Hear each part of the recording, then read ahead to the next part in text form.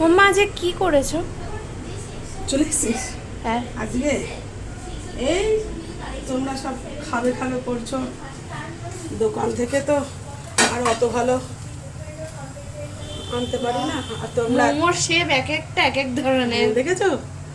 এই দেখো দেখো গরম, দেখো দেখে দেখে চাটনিও আস্তে করেছে। আস্তে। চাটনিও করেছে, এবার চাটনিটাও করবো। দেখো টমেটো আর লঙ্কা। এখনো হয়নি কমপ্লিট। না হয়নি, কবে, দাঁড়াও আস্তে আস্তে করছি মা, শোনো আমার।